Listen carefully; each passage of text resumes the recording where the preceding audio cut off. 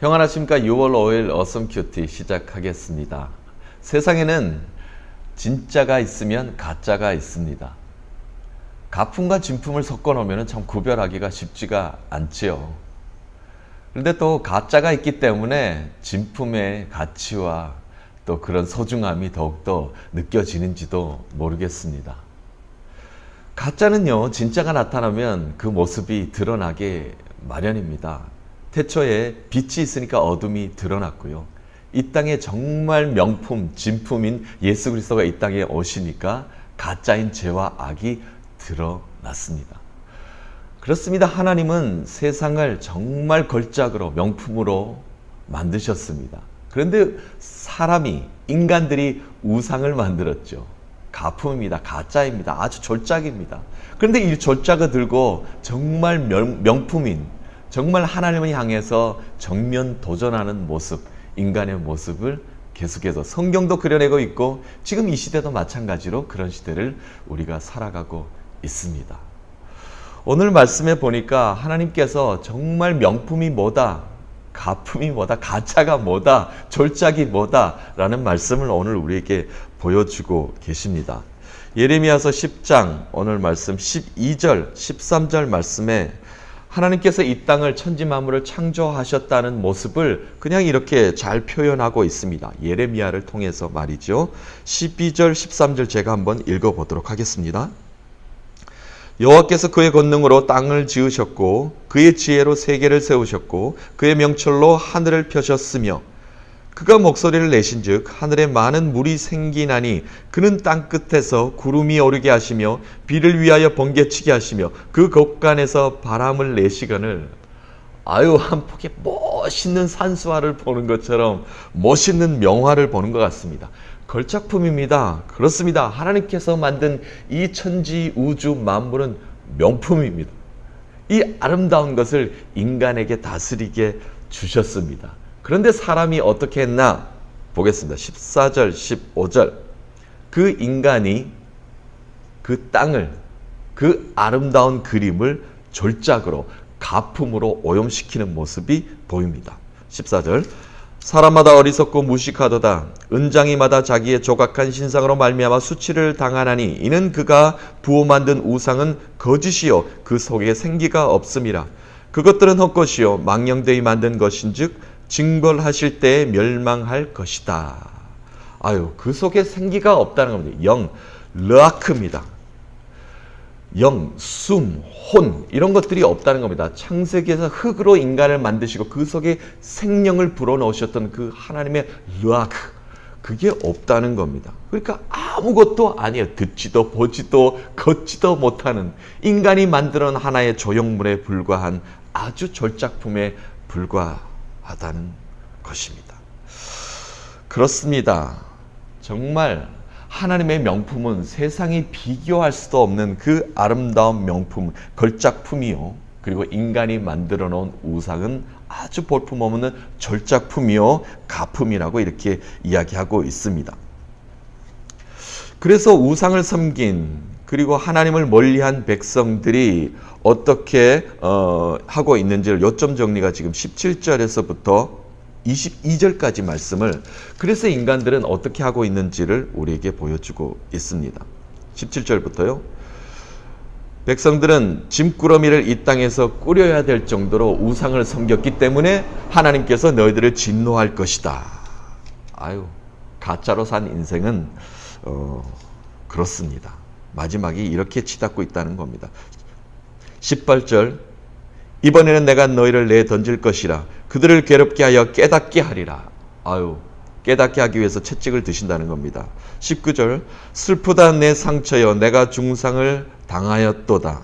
20절 내 장막을 세울 자와 내 희망을 칠 자가 다시는 없도다. 21절 목자들은 어리석어 여호와를 찾지 아니하므로 양떼는 흩어져 버렸도다.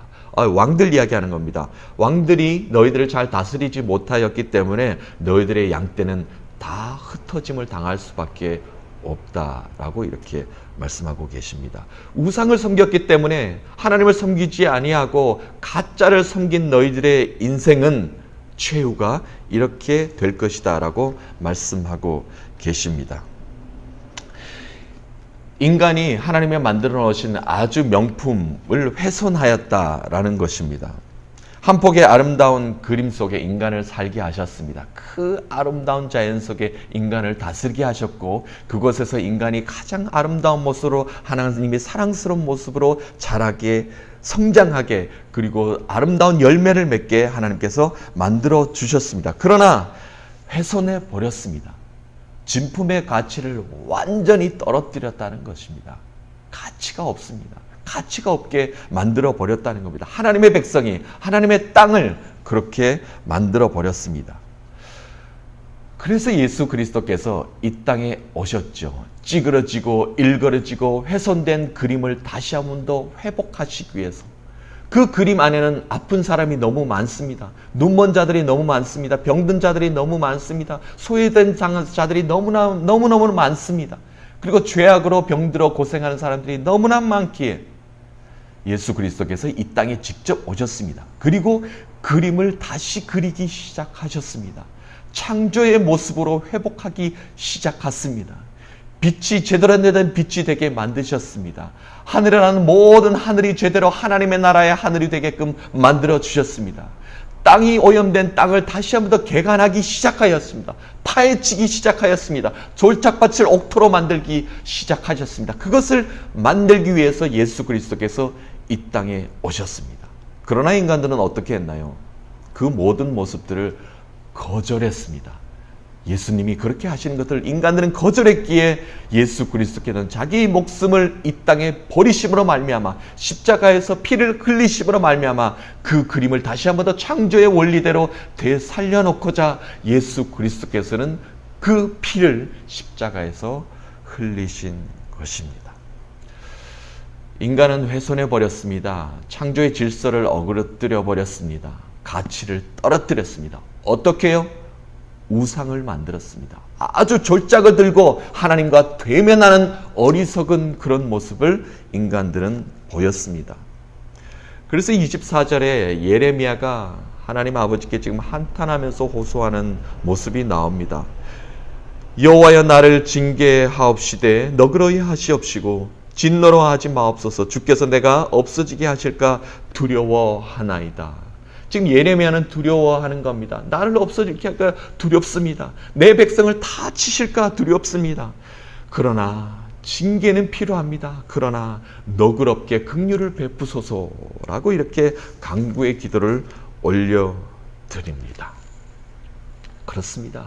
아버지의 뜻은 우리를 진노하기에 징계하기에 마땅합니다. 그러나 아버지 하나님, 우리 백성들, 내 백성들 하나님 아버지 긍휼과 자비를 베풀어 달라고 이렇게 고백하고 있습니다. 오늘 말씀 마지막 말씀입니다. 23절 말씀에 그러나 아버지의 뜻대로 우리가 모든 계획할지라도 모든 걸음을 인도하시는 그 아버지의 뜻대로 모든 것을 행해달라고 23절 말씀 마지막 읽어보도록 합니다. 여호와여 내가 알거니와 사람의 길이 자신에게 있지 아니하니 걸음을 지도함이 걷는 자에게 있지 아니하니이다. 이 말씀은 잠언서 16장 9절 말씀을 기억하게 만듭니다. 사람이 마음으로 자기의 길을 계획할지라도 그의 걸음을 인도하시는 이는 여호와시니라. 아멘. 그렇습니다. 우리의 삶을 우리가 계획할지라도 그 걸음걸음을 인도하시는 분은 여호와 하나님이신 줄로 믿습니다. 오늘도 우리의 걸음을 인도하시는 여호와 하나님을 따라 우리가 걷게 됩니다. 하나님이 인도하시는 대로 한 발 한 발 나아가면서 우리의 생을 살아갈 텐데요. 온전한 길로, 순전한 길로, 승리의 길로 오늘도 우리를 인도해 주실 것입니다. 우리의 삶을 창조의 질서가 다시 한 번 더 회복하는 가치 있는 삶으로 바꾸어 주실 것입니다. 하나님께서는 우리를 인도하십니다. 그 걸음걸음을 붙잡아 주시고 함께 동행하여 주십니다. 하나님이 오늘도 우리와 함께 하십니다. 그 믿음으로 오늘도 승리하시는 여러분 되시기를 간절히 축복합니다. 우리가 모든 것을 계획할지라도 그 걸음을 인도하시는 그 여호와 하나님 한 분만으로 오늘 충분합니다. 그 하나님으로 승리하시는 여러분 되시기를 간절히 축복합니다.